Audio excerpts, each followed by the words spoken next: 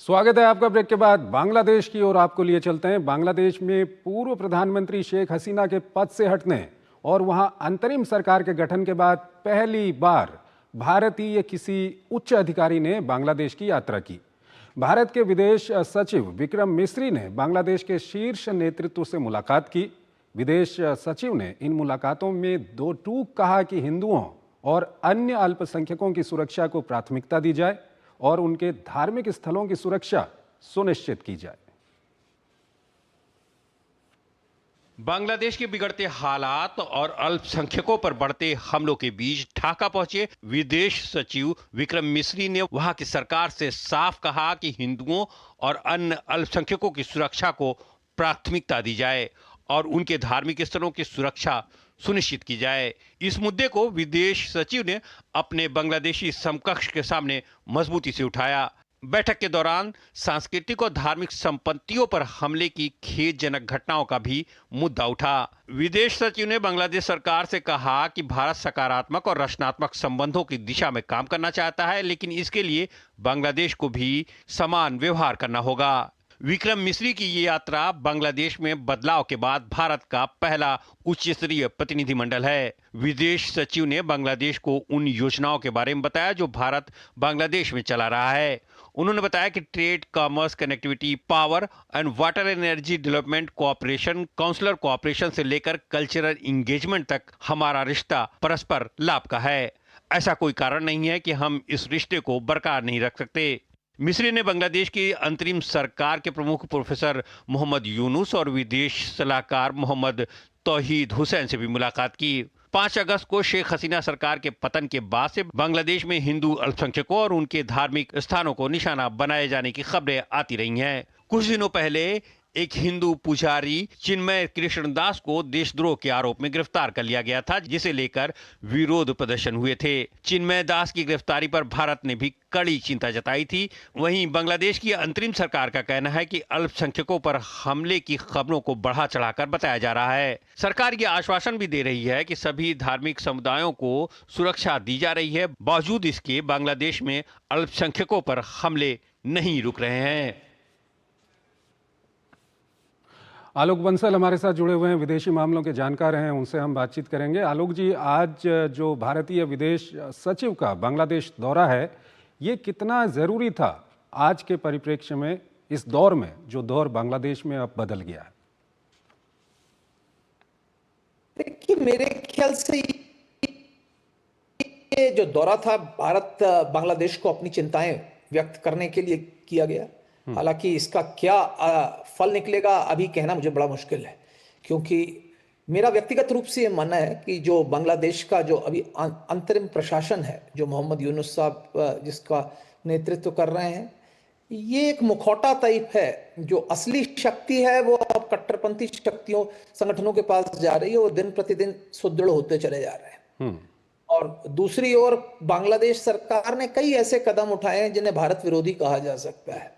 जैसे अभी इन्होंने कहा, जो पुराना समझौता था इंटरनेट देने का उत्तर पूर्व क्षेत्र को, उसको मना कर रहे हैं।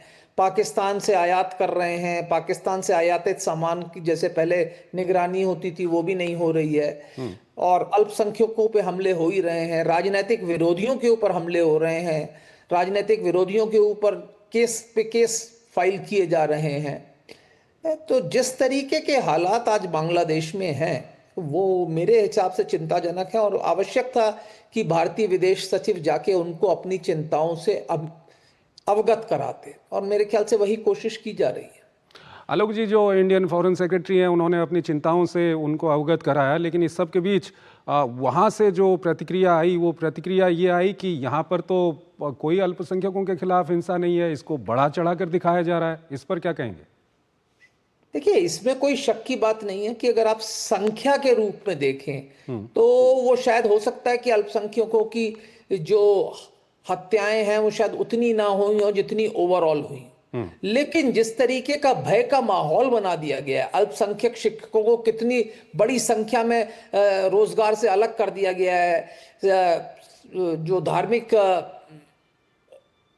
संगठन है उन पे हमले हुए हैं, मंदिरों पे हमले हुए हैं, गिरजों पे हमले हुए हैं, यहाँ तक कि शिया मस्जिदों और अहमदिया मस्जिदों पे भी हमले हुए हैं। तो इस तरीके की जो चीजें, बौद्ध धार्मिक संस्थानों पर हमले हुए हैं, तो ये सब जो चीजें हैं उसके कारण एक भय का माहौल बन गया है। और अल्पसंख्यक, इसमें कोई शक की बात नहीं है, आज भय के माहौल में जी रहे हैं, क्योंकि आज भारत बांग्लादेश के अंदर कोई कानून व्यवस्था रही नहीं है। अपने अपॉइंटेड जजेस हैं, अंतरिम सरकार ने अपने जजों को नियुक्त कर लिया है जो कुछ भी किसी भी मुद्दे पर केस फाइल कर रहे हैं।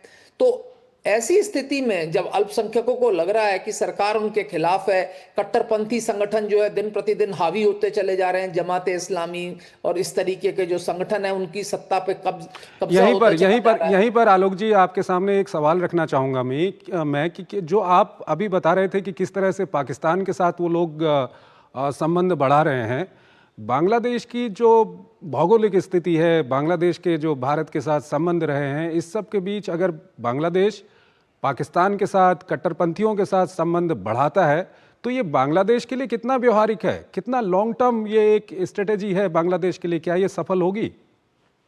देखिए, बांग्लादेश के लिए सफल होगी कि नहीं ये कहना थोड़ा मुश्किल है, लेकिन यहाँ पे हमें ये समझना चाहिए कि जमाते इस्लामी जब 71 में स्वतंत्रता का युद्ध हुआ तब भी वो पाकिस्तान के पक्ष में थी। तो आज भी बांग्लादेश के अंदर एक संख्या है ऐसे लोगों की जो आज भी बांग्लादेश को पूर्वी पाकिस्तान बनाना चाहते हैं।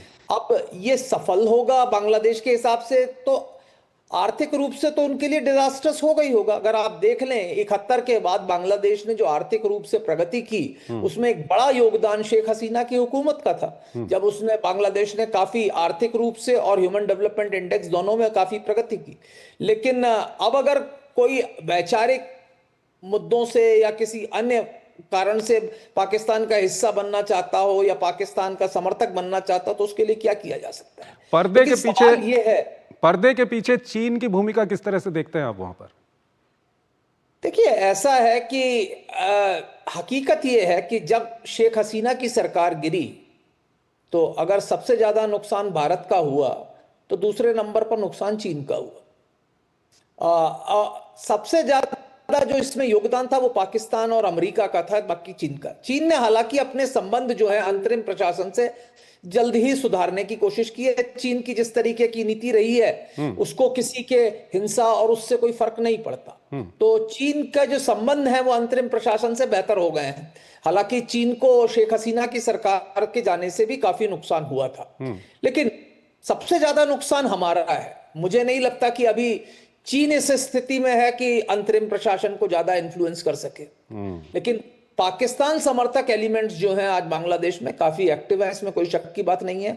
और उनसे भी ज्यादा जो पश्चिम समर्थक लोग हैं, जो पश्चिमी राजनयिक हैं, वो काफी महत्वपूर्ण भूमिका अदा कर रहे हैं।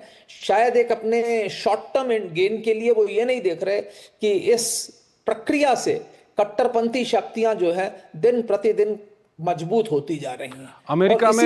अमेरिका में जब जनवरी में वहां पर प्रशासन बदलेगा, कुछ फर्क दिखेगा इसमें?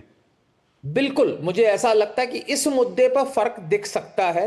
और इसी कारण जो लोग सत्ता पे कब्जा कर रहे हैं वो लोग काफी चिंतित हैं इस अमेरिकी चुनाव के नतीजे से। उनको लगता है कि डोनाल्ड ट्रंप ने जो एक स्टेटमेंट दिया, वक्तव्य भी दिया अल्पसंख्यकों के पक्ष में, उससे वो थोड़ा कुछ घबराए हुए हैं। जो कट्टरपंथी शक्तियां उससे पहले काफी उत्साहित थी कि वो पूरी तरह से कब्जा कर लेंगी हुकूमत पे, वो थोड़ा घबराई हुई हैं।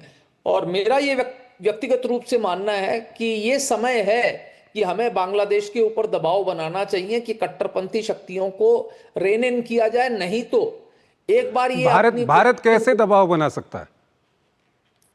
देखिए, भारत बांग्लादेश को 3 ओर से घेरे हुए है। अगर आप चाहें, हम तो अभी जो अवामी लीग के लोग जो बेचारे भाग के आ रहे हैं, हम उनको शायद से वीसा भी नहीं दे रहे। तो अगर हम चाहें तो हम उनको समर्थन देना शुरू कर सकते हैं। और आज भी जैसे मैंने कहा, बांग्लादेश के अंदर 20 से 30% लोग ऐसे हैं जो आज भी अवामी लीग के समर्थक हैं।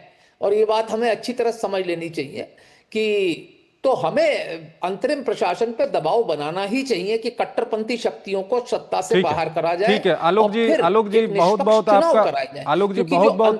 बहुत आपका शुक्रिया। इन दोनों विषयों पे आपने तमाम जानकारियां हमारे दर्शकों के सामने रखी और अपना विश्लेषण भी हमारे दर्शकों के सामने रखा।